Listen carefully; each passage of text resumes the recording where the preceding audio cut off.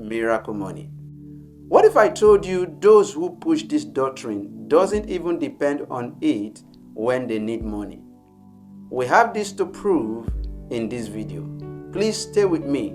I'll be right back.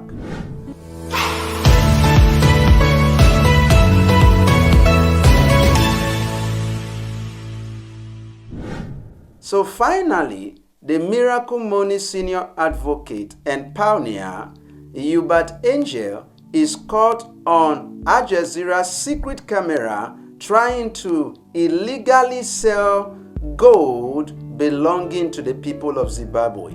I guess these have been the source of all the illicit miracle money they've been enjoying.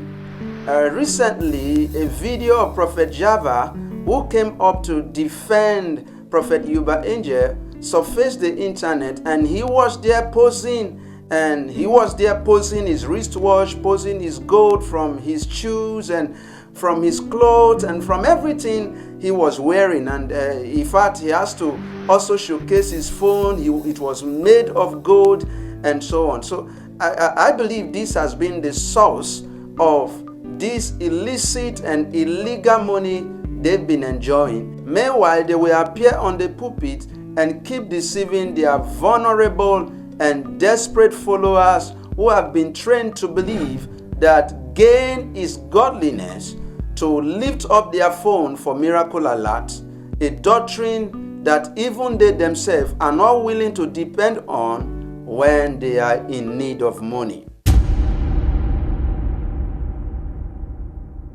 The question I've always asked is, what are these money-hunting people doing on the pulpit? I mean, why will anybody wants to become a pastor just to make money? If all you want is money and don't really care about God, there are many dubious ways of making money, and becoming a pastor or a preacher is not one of them. So you don't have to desecrate the altar. And somehow you have found one illegal way of making money. And I guess you will be honest enough to leave the pulpit. That way you have to reduce the amount of scandals that comes to the name of God in this generation.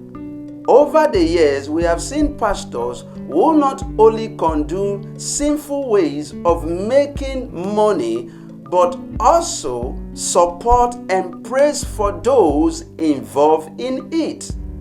We have seen pastors praying for Yahoo boys, praying for slave queens, and even for corrupt government officials, all for money.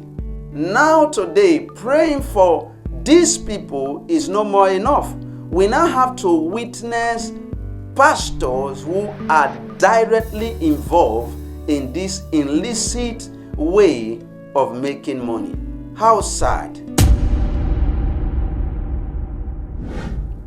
Another worrisome thing is that we have Christians who think we should be quiet and not speak when we see things like this, even though the Bible clearly instructs us in Ephesians chapter 5 verse 11 to have nothing to do with the fruitless deed of darkness, but to rather expose them.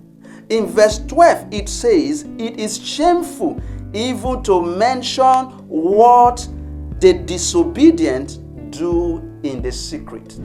Here are three of these shameful things a supposed prophet was willing to do in the secret. Number one, to convince his clients, he boasted of how he can even smuggle a full human being using his diplomatic cover.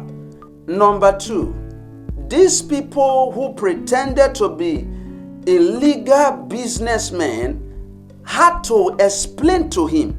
They told him how illegal the business was, and he was the one assuring them not to be worried about it.